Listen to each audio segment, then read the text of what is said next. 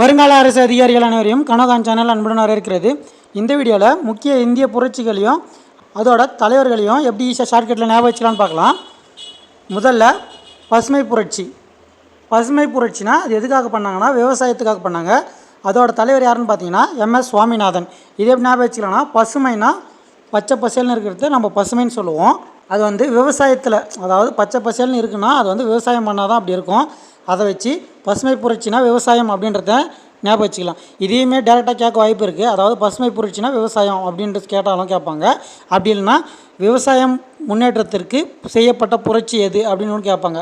சரிங்களா, எப்படி வேணால் கேட்பாங்க. அதுக்கேற்ற மாதிரி ஆன்சர் பண்ணுறதுக்கு ரெடியாக இருங்க. இதோட தலைவர் யாருன்னு பார்த்தீங்கன்னா MS சுவாமிநாதன். இவரோட பேர் வந்து மான்கொம்பு சுவாமிநாதன் சொல்லுவாங்க. இது எப்படி ஞாபகம் வச்சுக்கலாம்னா பசுமை, அதாவது விவசாயிகள் வந்து நெல் பயிர்கள் பசுமையாக இருக்கு இல்லைங்களா, நெல் பயிர்கள் அதை வந்து சுவாமியாக நினச்சி கும்பிடுவாங்க அப்படின்ற மாதிரி ஞாபகம் வச்சுங்க. அதை வச்சு பசுமை புரட்சியின் தந்தை வந்து MS சுவாமிநாதன் அப்படின்றத ஞாபகம் வச்சுக்கலாம். சரிங்களா, அப்படின்னாலும் அவங்க வந்து விவசாயம் பண்ணணும், அதான் நெல் அறுவடை பண்ணுறதுக்கு முன்னாடியும் சரி நெல் போடுறதுக்கு முன்னாடியும் சரி தெய்வமாக மதித்து கும்பிட்டு தான் போடுவாங்க. அதை வச்சு சுவாமிநாதன்றதை ஞாபகம் வச்சுக்கலாம். வெண்மை புரட்சி. வெண்மை புரட்சிக்கு எதுக்கு பண்ணுறாங்கன்னா பால் மற்றும் பால் பொருட்கள். இதோட தலைவர் யாருன்னு பார்த்தீங்கன்னா வர்கீஸ் குரைன். இதே எப்படி ஞாபகம் வச்சுக்கலான்னு பாருங்கள். இதே வந்து வெள்ளி புரட்சினா முட்டை, வெண்மைனா பால். சரிங்களா, இதை மட்டும் தெரிஞ்சு வச்சுங்க. இது எப்படி கன்ஃபியூஷன் இல்லாமல் தெரிஞ்சுக்கலாம்னா வெண்மையும் வெள்ளியும் வந்து கன்ஃபியூஷன் ஆகும் நம்மளுக்கு.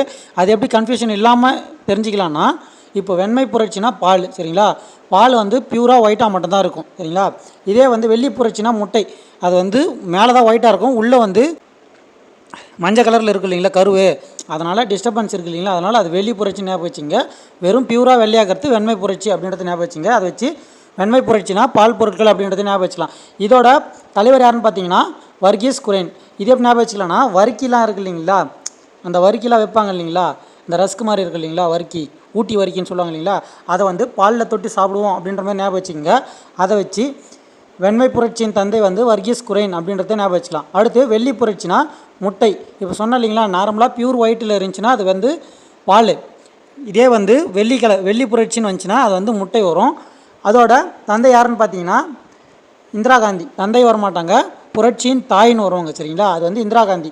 இதே எப்படி ஞாபகம் வச்சுக்கலாம்னா முட்டைன்றத 2 முட்டை சொல்லுவாங்க இல்லைங்களா, பிராய்லர் முட்டை ஒன்று, அதாவது வெள்ளை முட்டை ஒன்று, நாட்டுக்கோழி முட்டை ஒன்று சொல்லுவாங்க இல்லைங்களா, அந்த நாட்டுக்கோழின்றத ஞாபகம் வச்சுங்க. அதை வச்சு நாடு நம்மளோட நாடு எதுன்னு பார்த்தீங்கன்னா இந்திய நாடு. சரிங்களா, அதை வச்சு இந்திரா காந்தி அப்படின்றத ஞாபகம் வச்சுக்கலாம். அதாவது வெள்ளி புரட்சினா முட்டை, புரட்சியின் தந்தை அதாவது தாய், இதுக்கு வந்து தாயின்னு வரும். புரட்சியின் தாய் நேரம் பார்த்தீங்கன்னா இந்திரா காந்தி. இதே ஞாபகம் வச்சுக்கலான்னு பார்த்தீங்கன்னா முட்டைன்றத நாட்டுக்கோழி முட்டைன்னு சொல்லுவாங்க இல்லைங்களா, அந்த நாடுன்றதை வச்சு நம்மளுக்கான நாடு வந்து இந்திய நாடு, அதை வச்சு இந்திரா காந்தின்றத ஞாபகம் வச்சுக்கலாம். அடுத்து நீலப்புரட்சி. நீலப்புரட்சினா மீன் உற்பத்தி. அதோட தந்தை யாருன்னு பார்த்தீங்கன்னா கிருஷ்ணன், அருண் கிருஷ்ணன்.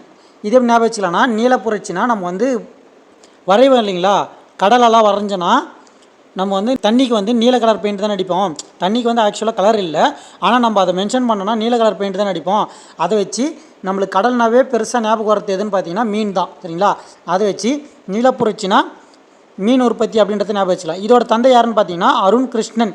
இதே எப்படி ஞாபகம் வச்சுக்கலாம்னா மீனுக்கு வந்து இங்கிலீஷில் ஃபிஷ்ஷுன்னு வரும் இல்லைங்களா பேர், இது வந்து எல்லாருக்குமே தெரியும். சரிங்களா, அதை வச்சு ஃபிஷ்ஷு கிறிஷ்ஷு இந்த ரைமிங்கில் வரும். சரிங்களா, அதை வச்சு அருண் கிருஷ்ணன் அப்படின்றத ஞாபகம் வச்சுட்டாலும் சரி. அப்படி இல்லைன்னா இங்கே நீலப்புரட்சின்னு இருக்கு இல்லைங்களா, இங்கே கிருஷ்ணன். சரிங்களா, இந்த சாமி ஃபோட்டோலாம் பார்த்துருப்பீங்களா, கிருஷ்ணருக்கு வந்து ப்ளூ கலர் பெயிண்ட் அடிப்பாங்க இல்லைங்களா, அதை வச்சு கூட ஞாபகம் வச்சுங்க. நீலம்னு வந்தால் கிருஷ்ணன் வரும்ன்றத உங்களுக்கு எப்படி ஈஸியாக இருக்கோ அப்படி ஞாபகம் வச்சுங்க. அடுத்து பொன்புரட்சி. பொன்புரட்சி எதுக்கு வரும்னா பழங்கள், தேன் மற்றும் தோட்டக்கலை. இதோட தந்தை யாருன்னு பார்த்தீங்கன்னா நிர்பக் துடாஜ். இதே எப்படி ஞாபகம் வச்சுக்கலான்னு பாருங்கள். பொன் புரட்சினா பொன் வந்து அதாவது கோல்டு வந்து மஞ்சள் கலரில் இருக்குமா, மஞ்சள் கலரில் என்னென்ன இருக்கும், பழங்கள், தேன், தோட்டக்கலை பயிர்கள். சரிங்களா, அதை அப்படியே ஞாபகம் வச்சுங்க. பழம் வந்து மஞ்சள் கலரில் இருக்கும், தேனும் மஞ்சள் கலரில் இருக்கும். தேன் வந்து தோட்டத்தில் இருக்குன்றத ஞாபகம் வச்சுங்க. அதாவது இது 3மே வந்து தோட்டத்தில் இருக்குன்னு வச்சுங்க. தோட்டத்தில் பழம் இருக்குது, அந்த பழம் இருக்கிற இடத்துல தேன் இருக்குது அப்படின்ற மாதிரி ஞாபகம் வச்சுங்க. அதை வச்சு பொன் புரட்சிக்கு பழங்கள், தேன் மற்றும் தோட்டக்கலை அப்படின்றத ஞாபகம் வச்சுக்கலாம். இதுக்கான தந்தை யாருன்னு பார்த்தீங்கன்னா நிர்பக் துடாஜ். இது எப்படி ஞாபகம் வச்சுக்கலாம்னா இந்த பொண்ணுன்னு இருக்கு இல்லைங்களா, பொண்ணுன்னா வந்து தங்கம். தங்கத்தோட ரேட்டு கேட்டாவே நம்மளுக்கு வந்து பக்குன்னு அடிச்சிக்க இல்லைங்களா, அதாவது தங்கம் வாங்கினாவே அந்த ரேட்டு உயர்றது இல்லைங்களா, அந்த உயரத்தை கேட்டாவே வந்து நம்மளுக்கு பக்குன்னு இருக்கும். அதை வச்சு இதை ஞாபகம் வச்சுக்கலாம். பொன் புரட்சினா நிர்பக் துடாஜின்னு. அடுத்து சிவப்பு புரட்சி. சிவப்பு புரட்சினா இறைச்சி உற்பத்தி, தக்காளி உற்பத்தி. சரிங்களா, இது வந்து அதோட கலர்லேயே இருக்கும், அதை ஞாபகம் வச்சுங்க. மேக்ஸிமம் கன்ஃபியூஸ் ஆகுறதுன்னு பார்த்தீங்கன்னா இளஞ்சிவப்புக்கும் சிவப்புக்கும் நம்மளுக்கு கன்ஃபியூஸ் ஆகும். இது பாருங்கள், வெங்காயம்னா டார்க் ரெட்லலாம் இருக்காது, உள்ளே ஒயிட்டாக இருக்கு இல்லைங்களா, அதை வச்சு மிக்சடு, அதாவது சிவப்புலேருந்து கொஞ்சம் மிக்ஸ் ஆகிருக்கும் அப்படின்றத ஞாபகம் வச்சுங்க. அதேமாரி மருந்து பொருளும் வந்து இளம் சிவப்பு கலரில் இருக்கும். இறாலும் வந்து கொஞ்சம் லைட் ஒயிட்டில் சேர்ந்த மாதிரி இருக்கு இல்லைங்களா, இறால் பார்த்தவங்களுக்கு தெரியும், அது தெரிஞ்சு வச்சுங்க. இதெல்லாம் வந்து இளஞ்சிவப்பு. இதே வந்து சிவப்புன்னு பார்த்தீங்கன்னா இறைச்சி வந்து டார்க் ரெட்டில் இருக்கும், அது நல்லா பார்த்துருப்பீங்க எல்லாருமே. அதாவது இறைச்சினா சிக்கன் பக்கோடா ஞாபகம் வச்சுங்க. பக்கோடா வந்து ரெட் கலரில் தானே இருக்கும், டார்க் ரெட்டு, லைட் ரெட்லலாம் இருக்காது, டார்க் ரெட்டில் இருக்கும். அதை வச்சு இறைச்சி உற்பத்தி ஞாபகம் வச்சுக்கலாம். அதே மாதிரி தக்காளி நல்லா பழுத்துச்சுன்னா அது வந்து சிவப்பு கலரில் இருக்கும், அதை வச்சு தக்காளி உற்பத்தின்றதை ஞாபகம் வச்சுங்க. இந்த சிவப்பு புரட்சியோட தந்தை யாருன்னு பார்த்தீங்கன்னா விஷால் திவாரி. இதே எப்படி ஞாபகம் வச்சுக்கலான்னு பாருங்கள். சிவப்பு அதாவது ரெட் ஆகிடும், எப்படின்னு பார்த்தீங்கன்னா தீவாரி நம்ம மேலே போட்டாங்கன்னா நம்மளுக்கு ரெட் ஆகிடும் அப்படின்ற மாதிரி ஞாபகம் வச்சிட்டாலும் சரி. அப்படி இல்லைனா தீ எரியுது இல்லைங்களா, அது வந்து ரெட் கலரில் எரியுன்ற மாதிரி ஞாபகம் வச்சிட்டாலும் சரி. உங்களுக்கு எப்படி ஈஸியாக இருக்கோ அப்படி ஞாபகம் வச்சுங்க. இதை வச்சு சிவப்பு புரட்சிக்கு இறைச்சி உற்பத்தி மற்றும் தக்காளி உற்பத்தி வரும்ன்றதையும், அதோட தந்தை வந்து விஷால் திவாரின்றதையும் ஞாபகம் வச்சுக்கலாம். அடுத்து இளஞ்சிவப்பு புரட்சி. இளஞ்சிவப்பு புரட்சின்னு பார்த்தீங்கன்னா எதுக்காக பண்ணியிருப்பாங்கன்னா வெங்காய உற்பத்தி, மருந்து உற்பத்தி மற்றும் இறால் உற்பத்தி. இது எப்படி ஞாபகம் வச்சுக்கலாம் ஆல்ரெடி சொன்னோம், இருந்தாலும் சொல்கிறேன். நார்மலாக ரெட்டு சிவப்பு புரட்சினா இறைச்சி, அதாவது மீட்லாம் பார்த்துருப்பீங்க, அதாவது சிக்கன் பக்கோடா சொன்னேன், அதை வச்சு அதை ஞாபகம் வச்சுங்க. அதே மாதிரி தக்காளி வந்து நல்லா பழுத்துச்சுன்னா ரெட் கலரில் இருக்கும், அதை வச்சு இது ரெண்டுத்தையும் ஞாபகம் வச்சுக்கலாம். இதே வந்து இளஞ்சிவப்புன்னு பார்த்தீங்கன்னா வெங்காயம் வந்து தோல் மட்டும் தான், அதாவது அந்த தோல் எடுத்து போடுறோம் இல்லைங்களா, அது மட்டும் தான் வந்து லைட்டாக சிவப்பு கலரில் இருக்கும். மற்றபடி உள்ளே பார்த்தோன்னா ஒரு மாதிரி ப்ளூ கலராக இருக்கும், இல்லைனா ஒயிட்டாக இருக்கும் இல்லைங்களா, அதை வச்சு இளஞ்சிவப்புன்னு ஞாபகம் வச்சுக்கலாம். அடுத்து இறால் கூட பார்த்துருப்பீங்க, அங்கங்கே ரெட்டாக இருக்கும், ஆனால் அது ஒயிட்டாக தான் இருக்கும், அதை வச்சு ஒயிட்டு ரெட்டு சேர்ந்துச்சுன்னா இளஞ்சிவப்பு அப்படின்றத ஞாபகம் வச்சுங்க. அடுத்து மருந்து பொருட்களும் எக்ஸ்ட்ரா வரும். நம்ம டானிக்லாம் குடிச்சிருப்போம், அந்த டானிக்லாம் வந்து ஒரு மாதிரி பால் ரெட்டில் இருக்கும் இல்லைங்களா, அதை வச்சு இளம் சிவப்பு அப்படின்றத ஞாபகம் வச்சுக்கலாம். இதோட தந்தை வந்து துர்கேஷ் பட்டேல். இது எப்படி ஞாபகம் வச்சுக்கலாம்னா மருந்து இருக்கு இல்லைங்களா, இந்த மருந்துலாம் வந்து கேஸாக எடுத்துன்னு போவாங்க இல்லைங்களா, அதாவது கேஸாக தான் விற்பாங்க, அதை வச்சு துர்கேஷ் பட்டேல் அப்படின்றத ஞாபகம் வச்சுக்கலாம். இதை வச்சு இளஞ்சிவப்பு புரட்சின்றது வெங்காயம் உற்பத்தி, மருந்து உற்பத்தி மற்றும் இறால் உற்பத்தின்றதை ஞாபகம் வச்சுக்கலாம். அடுத்து இதோட தந்தை வந்து துர்கேஷ் பட்டேல்ன்றதை இதை வச்சு ஞாபகம் வச்சுக்கலாம். சரிங்களா, அடுத்து மஞ்சள் புரட்சி எதுக்கு பண்ணியிருப்பாங்கன்னா எண்ணெய் வித்து உற்பத்தி, குறிப்பாக வந்து கடுகு மற்றும் சூரியகாந்தி. இதோட தந்தை யாருன்னு பார்த்தீங்கன்னா சாம் பிட்ரோட்டா. இது எப்படி ஞாபகம் வச்சுக்கலான்னு பாருங்கள். மஞ்சள் புரட்சினா மஞ்சள் கலரில் எண்ணெய் இருக்கும், எண்ணெய். சரிங்களா, நம்ம ஊற்றுற எண்ணெய் வந்து மஞ்சள் கலரில் இருக்கும், அதோட வித்து அதாவது விதைகள் உற்பத்தியை மஞ்சள் புரட்சின்னு குறிப்பிடுறாங்க. அதுலேயும் குறிப்பாக எதுன்னு பார்த்தீங்கன்னா கடுகு, சூரியகாந்தி. சரிங்களா, சூரியகாந்தி பூ வந்து மஞ்சள் கலரில் இருக்கும், அதை வச்சு அதை ஞாபகம் வச்சுக்கலாம்.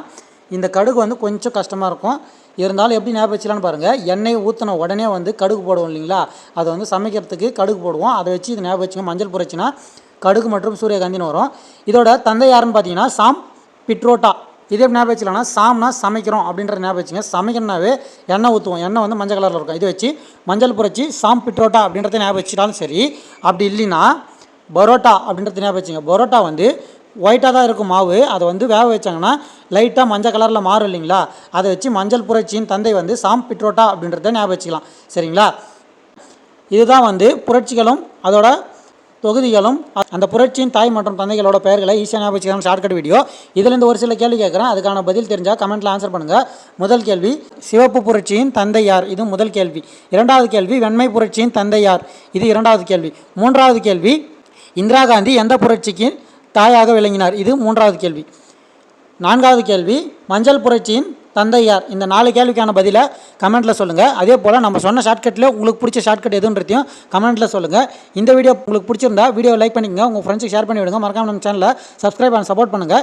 இந்த வீடியோ பற்றின நிறைய குறைகள் எதனா இருந்துச்சுன்னா அதையும் கமெண்ட்டில் சொல்லுங்கள்.